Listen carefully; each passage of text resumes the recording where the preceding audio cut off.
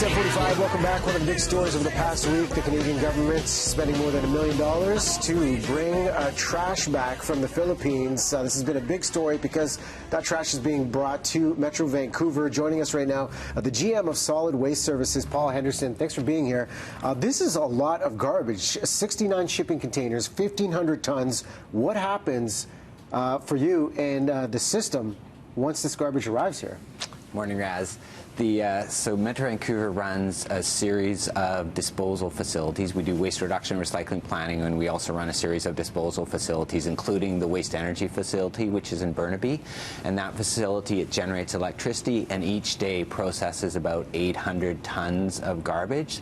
So the waste that's coming back from the Philippines, it represents about 2 days worth of garbage. And what we'll do is we'll spread that over about a week so it doesn't disrupt normal operations at the facility. For this to happen in the first place, and I know this story goes back to 2013, 2014, the items within the collective trash, not just recyclables, what were some of the worst offenders that led to this outcome of the garbage coming back? Yeah, I think what happened was back in 2013, across North America, what we were seeing was people were collecting recyclables. They probably weren't paying a lot of attention to how clean the recyclables were, and they were shipping those overseas.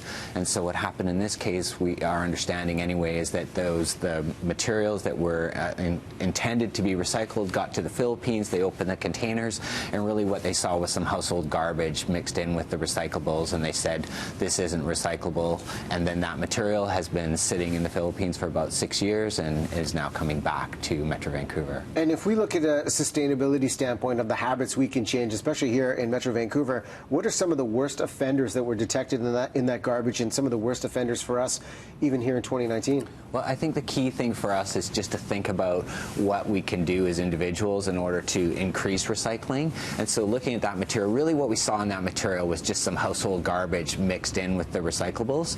And so each of us individually, when we're thinking about our waste management practices, firstly, we should be thinking about reducing the amount of waste we produce in the first place. And there's been lots of focus on single-use items locally, and that's something like things like coffee cups, plastic bags, where each of us can easily make a decision to not take those things. So that's a key thing. Reduce the amount of material you're putting in the waste in the first place. And then the second thing is when you're recycling, so all of us have access to recycling systems, firstly, making sure you're putting the right things in those recycling containers. And so we can go to our local community websites and look at exactly what goes in the recycling containers. And the second thing about that is make sure you're putting those containers in clean. So as an example, someone was talking this morning about a peanut butter container half full of peanut butter. It makes no sense to put that in a recycling container. You need to rinse it out, make sure it's clean, and then you can put it in the recycling container. You know, these are great tips of how we go about our day-to-day life. I mean, the goal for Metro Vancouver by 2020 is an aggressive one.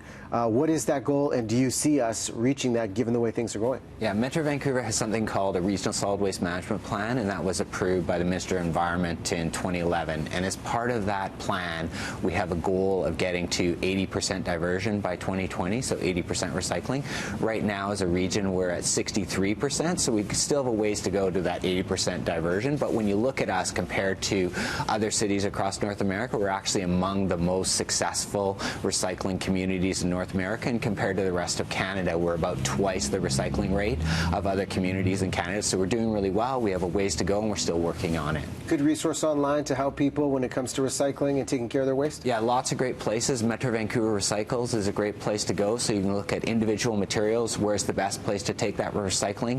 A Recycling Council of British Columbia, your local community, lots of great resources online. Listen, thank you so much, Paul Henderson, GM, Solid Waste Services. Great tips to live sustainably and hit that goal for 2020. Appreciate you coming by. Great. Thanks a lot. June 20th is when the garbage arrives? Something around then. Special party for you guys, eh? We'll be busy that week. Listen, we'll take a break. Watch this.